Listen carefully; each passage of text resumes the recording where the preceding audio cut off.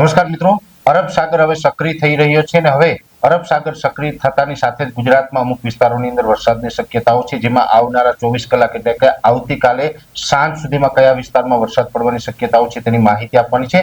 સૌપ્રથમ હું આપને એ જણાવી દઉં, તમે અલગ અલગ મીડિયાના મારફતે ન્યૂઝ સાંભળ્યા હશે કે ગઈકાલે આપણા ભારત દેશની અંદર એક દુર્ઘટના બની છે, એટલે કે આપણા ગુજરાતના અહેમદાબાદ એરપોર્ટ ઉપરથી જે અમદાવાદથી લંડન જતું જે પ્લેન હતું એ પ્લેન દુર્ઘટનાગ્રસ્ત થયું અને આ અકસ્માતની અંદર અનેક લોકોના મૃત્યુ થયા છે। 250 કરતા વધારે લોકોના મૃત્યુ થયા છે। એટલે ભગવાનને પ્રાર્થના કરું કે આ તમામ મૃતકોના આત્માને ભગવાન શાંતિ આપે।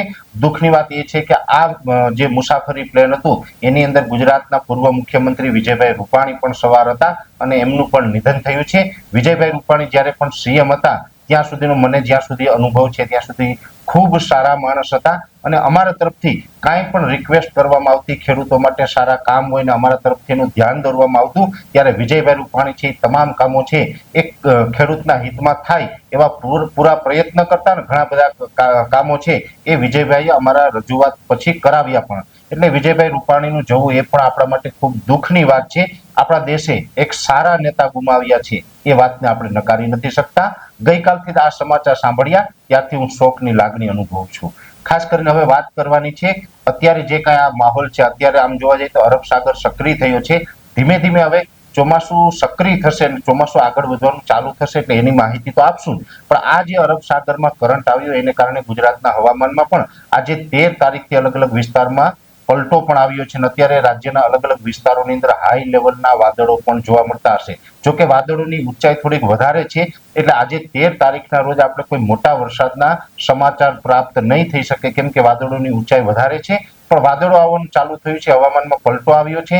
આવતીકાલે 14 તારીખે સાંજ સુધીમાં અનેક વિસ્તારોની અંદર વરસાદ પડે તેવી શક્યતાઓ છે। જોકે આવતીકાલે વરસાદ પડે તો એને નૈઋત્યનું ચોમાસું ગુજરાતમાં પ્રવેશ કરી ગયું તેવું ન કહી શકાય, કેમ કે નૈઋત્યનું ચોમાસું હજુ મહારાષ્ટ્રની અંદર નિષ્ક્રિય થયેલું છે, એ હવે સક્રિય થશે। પણ આવતીકાલે જે વરસાદો પડશે એ ચોમાસું જે સક્રિય થવાના હોય એના લક્ષણના ભાગરૂપે પડશે અને આવતીકાલે વરસાદો હશે એ સાર્વત્રિક નહીં હોય, છૂટા છવાયા હશે, કોઈ જગ્યાએ હશે અને જ્યાં વરસાદ પડશે ત્યાં ગાજવીજ અને પવન સાથે વરસાદ પડશે, એટલે કે થંડરસ્ટોર્મ એક્ટિવિટી થવાની શક્યતાઓ છે। આવતીકાલે 14 જૂન 2025 રાત સુધીમાં જે વરસાદો પડવાની શક્યતાઓ છે તેમાં દક્ષિણ ગુજરાતના મોટા ભાગના વિસ્તારોની અંદર આ શક્યતાઓ વધારે છે, જેની અંદર સુરત, વલસાડ, વાપી, બારડોલી, બીલીમોરા, ડાંગ તમામ વિસ્તારો જે છે એ સાથે રાજપીપળા હોય, ભરૂચ, અંકલેશ્વરના વિસ્તારો હોય એ તમામ વિસ્તારની અંદર છૂટાછવાયા તીવ્રતા સાથે વરસાદો નોંધાઈ શકે છે। મધ્યપ્રદેશ બોર્ડર લાગુ વિસ્તારની અંદર પંચમહાલ અને જે છોટાઉદેપુર જિલ્લો છે આ બંનેની અંદર પણ વરસાદ પડવાની શક્યતાઓ રહેલી છે। સૌરાષ્ટ્રના જે દરિયાઈ કાંઠાના વિસ્તારો છે જેમાં જુનાગઢના અમુક વિસ્તારો, ગીર સોમનાથ, અમરેલીના અમુક ભાગો, ભાવનગર અને બોટાદ અને સાથે પૂર્વ રાજકોટના ભાગો છે, આ વિસ્તારની અંદર પણ છૂટાછવાયા વરસાદોની શક્યતાઓ રહેલી છે।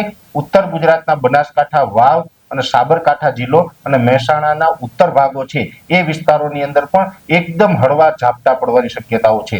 જોકે ઉત્તર ગુજરાતના ભાગોની અંદર હેવી વરસાદની શક્યતાઓ નથી, પણ ત્યાં છૂટાછવાયા સામાન્ય ઝાપટાઓની શક્યતાઓ છે। ખાસ કરીને દક્ષિણ ગુજરાત અને સૌરાષ્ટ્રના દરિયાઈ કાંઠાના જિલ્લા આની અંદર થોડીક તીવ્રતા જોવા મળશે અને આ તીવ્રતા છે એ પણ એક પ્રકારે થંડરસ્ટોર્મ એક્ટિવિટીની હશે ને છૂટાછવાયા વરસાદ હશે, સાર્વત્રિક નહીં હોય, જેની દરેક મિત્રોએ નોંધ લેવાની છે। એટલે આવતીકાલે 14 જૂન 2025 રોજ સાંજ સુધી આ પરિસ્થિતિ પ્રમાણે આપણે હવામાન જોવા મળશે, જેની દરેક મિત્રોએ નોંધ લેવાની। આગળ ઉપર શું થવાનું છે, વરસાદ કયા વિસ્તારમાં કઈ તારીખમાં આવવાનો છે એ તમામ વિશેની વાત છે આવતીકાલના વિડીયોની અંદર કરવામાં આવશે। અત્યારે આ વિડીયોની અંદર એટલું જ। દરેક મિત્રોને વિનંતી રહેશે કે આ વિડીયોને લાઈક આપીને દરેક ગ્રુપમાં શેર કરવો અને ચેનલને સબસ્ક્રાઇબ કરવી। નમસ્કાર।